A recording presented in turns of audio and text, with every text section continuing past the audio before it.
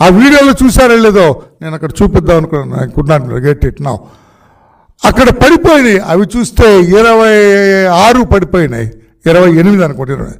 ఆ 28 pad slips పడిపోతే అందులో 6 వైసీపీ, 22 టీడీపీ. 22 టీడీపీ స్లిప్స్ అంటే ఓట్లు బయటపడ్డాయి. ఇక్కడ 6 అంటే ఈ రేషియోలో అర్థమైపోయింది. అందుకే అతను బాక్స్ బద్దలు కొట్టాడు. నిశ్శబ్ద విప్లవంలో తెలుగుదేశం పార్టీకి బ్రహ్మాండంగా ఓటింగ్ జరుగుతుంది, ఓట్లు వేస్తున్నారు.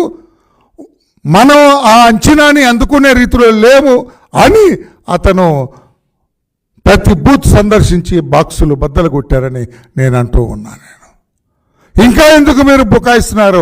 6-22 ఈ శాతంలో మీరు ఏమందుకుంటారు? స్పష్టమైన మెజార్టీతో తెలుగుదేశం పార్టీ గెలవ